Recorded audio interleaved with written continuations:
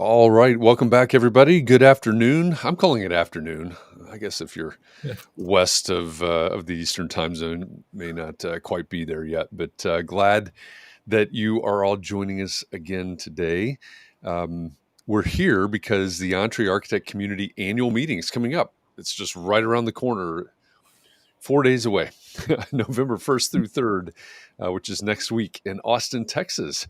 And today I wanted to give you a chance to meet some of our partners that are helping to make this event a reality. Without our partners, this couldn't happen. So it's fun to bring them into the mix here. If you haven't heard about it before, if you just, I don't know, you're on LinkedIn or Facebook going, who's this guy and what's this all about? What we're going to talk about today is the EntreArchitect Community Annual Meeting. It is the business conference for entrepreneur architects. In fact, it is the first ever live conference that's dedicated just to you, just to small firm entrepreneur architects.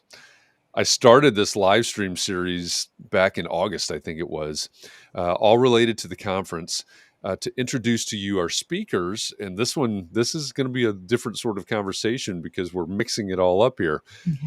I introduced the speakers to preview their talks, and now I'm bringing back both a speaker and introducing our partners, one and the same, bringing them into the mix here. So, good afternoon. My name is Jeff Eccles. If we've never met before, I'm the Vice President of Community Engagement at EntreArchitect. It's the largest worldwide community of entrepreneur architects. I'm also the host of Context and Clarity Live. So we're mixing it up some more because we've got a Context and Clarity Live alum with us today. Checking all the boxes here.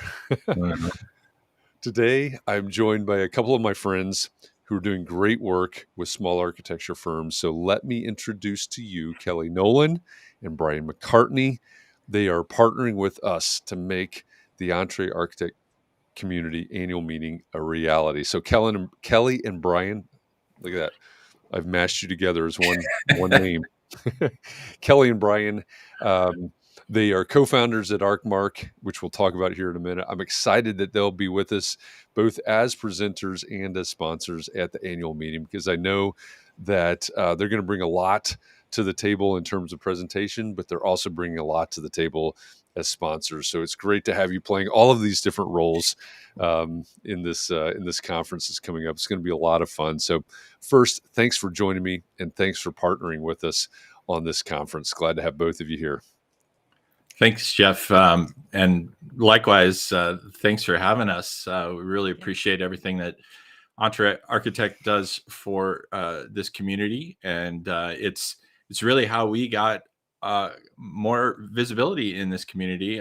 First podcast I did with Mark, I think I was going back to like 2018, 2019, I think. Something like that. Probably. Yeah, that sounds about right. Yeah. So yeah. Love this community. So yeah, well, it's great to have you as part of the community. I know you're active in the Architects and Allies group as well, and I've got to apologize because I did not introduce Lucky. Yeah, he's here. He's a little sleepy today, but he's looking forward to the road trip down to Texas. So. He will be with us. That's a big overlook there. So sorry, Lucky. Looking forward to seeing you too. Yeah, he takes exception. So. Yeah, I can tell. Well, again, this is a different sort of conversation because Bryon, you have been here to preview the program that you're going to present, and like you said, you've been on the EntreArchitect podcast. So there are a lot of people that are familiar with both of you and working, in some cases, working with you and your team. But for those, for those that aren't, there's going to be one or two maybe. Sure. Everything that we do, right? And it's not just in architecture, it's in a lot of different types of businesses, but everything we do is really driven by relationships. So for anybody that's not aware of you, not familiar with you, let's get to the know, like, and trust as quickly as we can. Why don't you tell us a little bit about who you are, what you do, and why you do it? You want me to go first? Yeah, of course. Ladies first. Okay. Yes. So we are ARCHMARK. I am Kelly, and my role in what we do, and I'll tell you my role, and then Bryon can give you the bigger picture, I guess. But my background is in communications. My career has been in marketing communications. And so I focus on helping our clients develop great messages. And then from a day-to-day basis, I really focus on their experience as our clients and our general operations, keeping things moving. Yeah. And we have similar backgrounds. We both have 30 plus years in branding, marketing, communications. We both ran larger agencies overseas, and my role has always been more focused on the creative side, focusing more on branding, strategy, design. And so when we talk about what we do at ARCHMARK, really what we're offering to our clients is a kind of done for you marketing service that includes all of those aspects of developing your brand, developing a client journey, creating a website that reflects that gets you noticed and helps attract people through SEO, helping you write content, and then also helping you grow your relationships through social media and email and things like that. So that's a good sum up, I think. Yeah. That well, it makes sense to me. Yeah, maybe. I think it probably makes some sense to Jessica too. Thanks for joining us from Facebook Jessica. today, Jessica. So the good news, Jessica, is you see Lucky on the screen. You may see Lucky next week when you're in Austin. For sure. Yeah, he'll be around, the mascot. When you are working, well, let's back it up half a step. Who's your ideal client? Yeah, so our ideal client definitely is this community. The small firm architects. I would say that a lot of our clients, they've gotten to a certain point in their in the life cycle of their business where referrals and repeats have gotten them so far, and they're at a point where maybe not in the not so distant future, they're looking at how am I getting out of this? What am I doing to build up the value of this firm as a business so that I can exit gracefully at some point, either by making this a business that I can leave to somebody else or sell. And so a lot of clients come to us because they want a strategy for building their brand, for building their getting their firm more recognized online, building a reputation, growing those relationships. I think they've gotten it so far. Usually they've been in business somewhere between 5 and 15 years, 20 years, even more in some cases, as Bryon was saying. And they're looking for what do I do next? I've gotten this far doing what I do. And I know that not everything I've been doing works, because that's why I'm here. Some of it does work. That's why I'm here. But now it's time to try something new and get different results and kind of take it to the next level. Yeah. That, Bryon, you mentioned value of the firm, and that sent the flag up, because I think that's an often overlooked aspect of what you're talking about, is that, for anybody, and, you may have started your firm a year ago and may not be thinking about an exit plan or succession plan or anything like that. But when it comes to valuation of the firm at some point, yes, a lot of the work in the AEC world, and in my experience, just about every firm says somewhere between 60 and the highest I ever heard was 97% of our work comes from repeats and or referrals. But where the valuation is going to come from, when people are looking at the value of the business, as you said, is exactly what you said, is your ability to find other clients, to find new clients, because if you're going to sell this or whatever. I think that's just such a critical point to understand, right? it's one thing to have a business where people come to you, and that's great. And we certainly want to accentuate that. We want to grow Right. your Yeah. referrals. We Not want to discounting that at grow. all. Yep. Yeah. Yeah. It's not something we want to ignore. It's something we want to We amplify. want to help you get better qualified referrals, get more of Yeah. the right kind of referrals. Yeah. But I think also that point that you just made is how, do we actually have a business that is driving business to our firm, right? Do we have, because that's a key part of the value in a business, right? Is this business capable of generating more business? And yeah, that's an important question. Yeah. Kelly, you mentioned, well, first of all, in your background, right, the communications, and then helping firms kind of craft their messaging, and then just a second ago, you mentioned improve the quality of the leads and the referrals. What's what's sort of the low hanging fruit for a firm, in terms of, because there's an awful lot of us that could tweak a couple of little things and see some pretty good progress just from those little things. So when you start working with a new client, is there sort of a rule of thumb or a low hanging fruit for somebody that you see a lot that said, hey, you could, if you just did this, that would make a difference?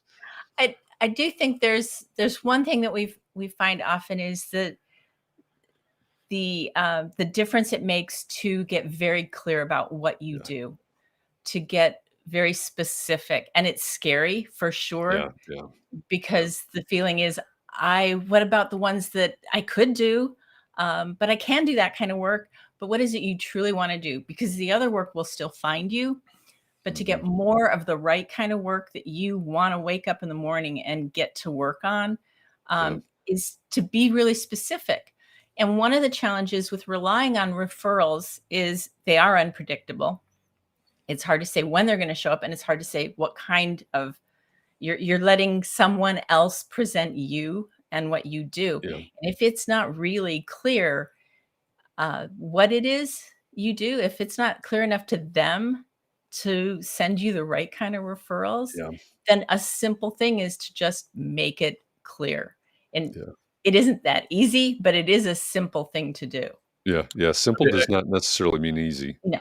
Right. No, and simple is hard. It is very hard. But just tacking on to that, I just had a conversation with one of our clients the other day, and he says, yeah, I got this referral, but it's a total waste of my time. It's not, it's coming from somebody that I worked with a while ago. Things are different back then. I was, doing a lot. I was doing jobs that I wasn't really, I was just trying to get things going, and so they're getting this referral, and it's this person that basically wants a set of drawings, right? And we all know how that works. So I think that's just, how do we level that up? How do we get the right people coming in? Yeah. That reminds me, I don't know, maybe 6 months ago or so, we talked with Kevin Costello of the Ranch Mine on Context and Clarity Live, and he was talking about their growth strategy and how they've really leveraged social media more than anything. But he said it in a way I've never heard anybody say it before, because they I forget the timeline now, but several years ago, it was him and his wife starting their firm, just fresh, and they did bathroom remodels and things like that. And of course, they wanted to grow out of that and onto different and bigger projects. Yeah. And so he was talking about those referrals, and he said one of the reasons that they focus on social media specifically, and telling their story on social media specifically, is that they're always looking forward, and referrals are looking backwards, right? It's somebody that you worked with. That is true. That. Yeah. And I had, that's absolutely true. I never heard anybody really frame it that way before. Yeah. What the advice that I would give is, you need to give them the story that you want them to tell. Yeah, exactly. Yeah. But their experience is still going to be on that bathroom remodel. So how do we translate that to, the whole house or a new custom home or something like that. Yeah, and that's something we talk a lot about with our clients. It's like, yeah, if you're just going to rely on the on that past story, I guess, I Yeah. mean, that's Yep. one way to Past frame tense. it. Yeah. You can't look forward, right? You Mhm. can't look and you can't be surprised if you're not getting something new to do. If you're not right. able great point. Yep. to shift gears, if what you're getting is referrals off of old work. Right. And the option there is like you can either rely on what you're used to, or you can control what you want to be. Right.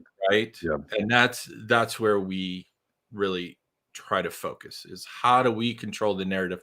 How do we dictate what the story is? Yeah. And help people understand, like, hey, this is what this firm is really great at. I think one of the other things that helps is, as much as it helps to be clear about what you do, it really helps to be clear about who is your ideal future client, and who are you talking to. And when you mentioned social media, where are they on social media? There's the feeling that everybody wants to be everywhere on social media, but truth is, if that's not where your ideal future client hangs out, don't be there. You don't need to be there. It doesn't need to be a checked off thing on your list. Put your time and your effort somewhere else. Yeah. Be where they are, and talk to them in the way that they need to be communicated with. Yeah. Conversationally. Yeah. Yeah. Yeah. That's a great point. I mean, it's we're all in our bubbles. Yeah. That's just part of the human condition, I guess. But it's back to the analogy of like the guy on the street corner with the megaphone. You'd be much better off meeting those ideal future clients where they are than standing on the street corner with a megaphone, expecting them to, I guess, first to find you and hear you, and second to not be just completely terrified of that, or Right. Yeah, I think that's a good, the frame that we always create, or we always try to talk about when we talk about marketing. Marketing is not advertising. Advertising is that guy on the corner with the megaphone. Marketing is more about conversation. And you talk about,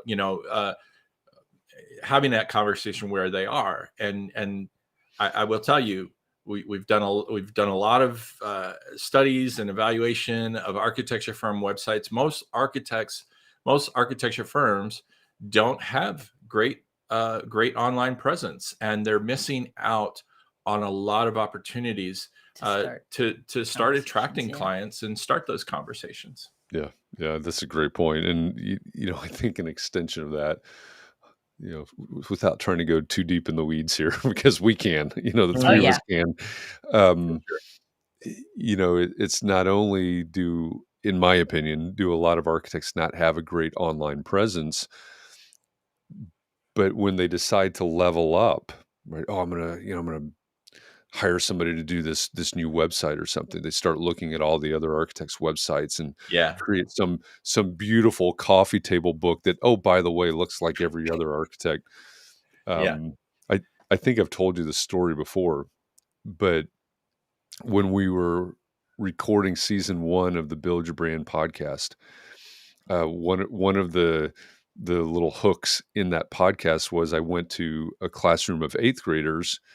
And I showed them websites and social media and things from architects and got their reaction, right? And so I was pulling together, what am I going to show these kids? What websites am I going to show them? And so I've got this list, and I know you guys have a list as well, but I've got this list of all these architects' websites. And so I was going through preparing, and I was clicking on these websites, and I would just go through and I click on 3 or 4 and open up tab after tab. And I'd done that. I opened up this one. It's like, wow, what a beautiful homepage, gorgeous work, and all of this. Open up the next one. Same thing, beautiful, blah blah blah. Open up the next one. I'm like, wait a minute, do I have the same firm? I mean, this is literally what went through my head. Do I have the same firm in this list twice? And I clicked back and forth a couple of times. It was not the same firm. Right. but to I would like to think pretty distinguishing eye, I'm Yeah. looking at these two, literally having trouble telling the difference between this website and that website, and they look the same. And any prospective client that looks at that, are you going to leave it to a flip of a coin or what? Because there's going to be a lot of confusion there, and you may simply get overlooked because somebody thinks it's the exact same website. Yep. Yeah, we've gone through that exact same process. Yep. We've studied now, I think we've studied, evaluated, and tested more than 600 websites, Yeah. architecture firm websites. And that's really how we started. Was we just said, hey, let's look at some sites. Let's make some comparisons. Let's see how they're following best practices and so forth. And yeah, it was shocking. It was just shocking to see how much was repetitive, how much was, everybody's got the same process, which I understand to a certain extent, but it's like we just kind of take what's in the AIA, like here's the prescribed process. Let's put that on the website. And I think that's just such a lost opportunity for a lot of firms. There's a lack of individuality and personality. And I find it's really interesting ironic that there's a fear of showing the work. Like, there's so much work that goes into it before there's that completed picture taken at dusk with beautiful lighting. And to show up on the homepage. And then there's just more of those pictures rather than the stories that go with them, rather than understanding the problem that was solved by creating this design and answering these issues. That's what stands out to people. It's not yet another beautiful picture. Yeah. What does this picture mean for me? Yeah. How do you get there? What's, why should I care about what's this? really involved, and how are you going to make this easy for me? Right. Those are all great questions to answer on your website for sure. Yeah. Yeah. When you were talking about that, it reminded me that this week in one of my pro practice classes, which Bryon is, just to keep the pot stirring, Bryon has spoken to my class too. Or this particular class, at least, we were talking about the fact that there are an awful lot of architects that present the 5 phases of design services, and it is right. They pull it matches the AIA, and it matches the AIA contract docs, and so on and so forth, without going into those weeds. But it almost becomes a one size fits all approach, which is completely ironic to me. It's like, as individualistic as you are, now you may wear black and you may wear funky glasses and all. Oh wait, get your turtlenecks. Where's your glasses? Get your turtleneck out, but that presenting it in that way. I mean, I get why you do it, but it comes off as prescriptive and one size fits all, and very ironic in my eyes. Well, I think you and I have had a lot of conversations around the commoditization of the industry, right? Like if everybody looks and sounds the same, like the only differentiation then is price. And we want to get beyond that with our clients. We want to make sure that our clients aren't evaluated on cost, that people are coming to them because they see the value in what they do, and that's what they want. They want to pay for that, not just settle for the lowest bid. They want something specific. They want something specific that architect can deliver for them, and that's a very different conversation. Trust me. And coming back to what you were saying about pulling the 5 stages directly from the AI, making sure that it lines up with the contract and all of this, and being so cookie cutter about it is truly ironic. It just clashes with the differentiation that they seek, but it also fuels this sense of commoditization.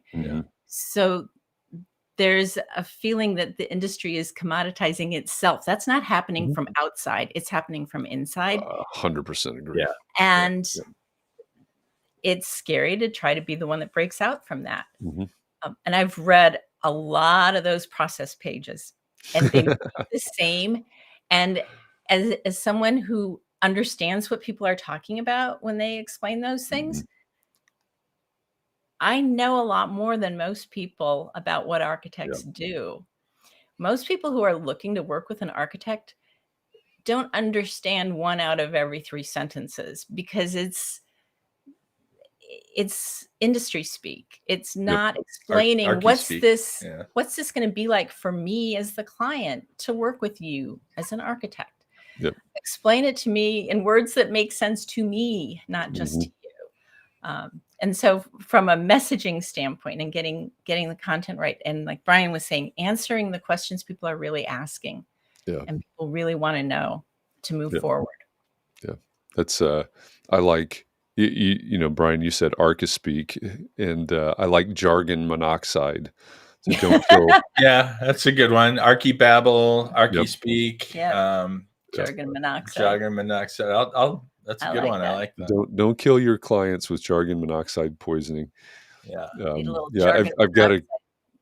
Yeah, I've got to credit Kathy Klote's guest, who's a friend that does very similar things that you and I do, but for the tech world. She's out in Silicon Valley, and she coined the jargon monoxide term. So, got to give her props for that.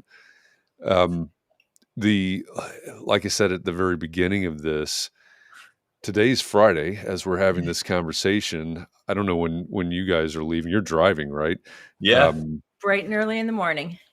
Tomorrow. There you go. So you're on your way. I'm flying early Tuesday morning. So this thing is happening in just a few days. Like it or not. Yeah, like it or not. November 1st through 3rd, we're doing it. Ready or not, yeah. Thinking in advance. So there's a lot of people in this community that are preparing, right? They're buying clothes or whatever it is they're doing. What's one thing? I love the idea, especially because this is going to be an immersive single track event. You don't have to make any choices. When you guys are talking about strategic planning, nobody has to say, oh, do I want to work on strategic planning or do I want to go hear somebody else talk about that? Nope. We're immersing in this workshop on strategic planning. So I love the purposefulness of this. I love the fact that it's immersive and engaging. So one of the things that I'm thinking about is how can I be intentional about showing up to this event to and again, you're playing dual roles here, but when it comes to your workshop, how can I be intentional about that? How can I be intentional about the whole conference? What advice do you have about being intentional as you get ready to show up in Austin in a few days? Do you want to go first? Do you want me to go first? I'll go first. Sure. Rest up. Good. I was just looking through the schedule again, and it's such a great lineup, and it is intensive for sure. And stay focused. Like, give yourself a chance to stay focused. Have dog treats. That's always good. Lucky will find you if you have dog treats. You will have a friend for life if you have dog treats. I would say that along with that and tacking on to get plenty of rest, don't treat this as a vacation. I know that a lot of people are coming to this event to hang out with people that they know online, people they may have met for the first time. But it sounds like a lot of vacation is going to start on Thursday late afternoon. Yeah, that is true. I'm sensing that. But come ready to do the work, right? Be engaged, pay attention to what you're learning, and be ready to get back to the office after you've had your weekend in Austin or whatever you're planning to do. But be ready to get back and start applying that. And we're going to talk about that a lot in the session that we're presenting. But that, to me, I mean, that's the best advice that I've ever been given and ever been able to put to use around a conference is just don't come like it's some casual affair. Actually be ready to do the work, get engaged, and come out of it with a plan of attack for your business. This is what it's all about. We're trying to improve our businesses in this conference, and that's an important thing to focus on. Yeah, you're already doing the first step of the hard work, which is showing up and, committing to it, investing in it. This is investing in yourself, and make the most of it. Yeah. Yeah, that's great advice. That's several points of great Yeah, advice there. maybe more than one, but No, that's all right. We'll take the advice, and we'll take Jessica's advice as well. yeah. So now we know if you don't know where Lucky is, we just need to Jessica's find got out. the best. Jessica's got the best advice. She'll be the one with the dog in her lap. Right. She will be. So there you have it. Kelly Nolan, Bryon McCartney, and their whole team at ARCHMARK. They are presenters at the EntreArchitect Community Annual Meeting, and also sponsors of the annual meeting. Hey, one thing I want to just let everybody know, I don't think it's a surprise. There's usually gifts at these kind of events. So I wanted to point out, we're going to be giving out a gift. You guys are getting a great swag bag. We put together a deck of cards, actually, that'll help people if you're interested in blogging. Awesome. Yep. So it's actually a deck of cards. Kelly's got some examples here too, and we're looking forward to seeing how people utilize this. It's one of the things that you'll be able to take away with you and put to work. Yeah, that's awesome. And to me, that just reinforces the fact that with your presentation and with several of the other speakers, we can think about going to a conference and, okay, here's somebody up on stage that's talking about something. And if it's a really good conference, like this is going to be an impactful talk, an important topic or subject, but you and others are making it very actionable. So that, this, I think, reinforces that. It is about doing the work. It is about, the whole conference is about building a better business. And so if you are an architect that wants to learn to build a better business, and not just learn, but do, right, work on that, be actionable for a few days here in Austin, one that allows you to practice the way that you want to practice. Maybe you're not. Maybe you're an employee of a firm and you aspire to start your own thing, or you even want to take this back to the firm that you want to work that you work with. That'd be fantastic as well. Go to smallfirmconference.com. There is still time to register. There's a few slots left. I know on the hotel side, at least one of the blocks is already full. I'm not sure. Actually, we didn't talk about that in our team meeting this morning, if the other block is full as well. But there's still a few tickets available to join us next week. Starts Tuesday evening with the opening reception, November 1st, runs through November 3rd, smallfirmconference.com. Let me just put that up on the screen. That's this one. That is the place to go to find more information about the speakers, the sponsors, the venue, the schedule, all of that. So that's something to look at. And Kelly and Bryon, if people want, before they get there, if they want to know more about ARCHMARK, where should they go to learn more about ARCHMARK? Yeah, go to archmark.co. C-O. Sorry for the lawnmower in the background. It looks like our lawn guys showed up. But ARCHMARK, ARCHMARK.co. That's where you can go check out our website. Our blogs get read a lot. You can sign up for a free web audit. You can get a clarity call scheduled with us if you're looking to move your business forward, your firm forward. And we've got a lot of resources on there for people. Yep, they really do. So it's in the bottom left of your screen right now, ARCHMARK, ARCHMARK.co. C-O. So check that out. And then again, another great thing about this conference is that an awful lot of speakers and an awful lot of the sponsors are going to be there for the duration. I know Kelly and Bryon and Lucky will be there for the duration. So you'll have, as Randy Wilburn said a couple of weeks ago, you'll have hang time. You'll have time to meet them, to get to know them, to hang out with them, pet Lucky, The key is the dog treats, as Jessica pointed out. Absolutely. And that's going to be one of the big benefits and big draws of this conference. So again, smallfirmconference.com if you have not registered yet, or if you want to know more about the speakers or sponsors or schedule. It is the first ever live conference that's dedicated just to you, the small firm entrepreneur architect. So check it out. I promise that you will not be disappointed. This is going to be a really good time. Great venue, great content, all of it. Great dog mascot. so it's happening all in Austin next week, November 1st through 3rd. Kelly and Bryon, thanks a lot for not only for partnering, but also being speakers, but for joining me again today. Thank you, Jeff. Thanks. Great to have you. Jessica, thank you.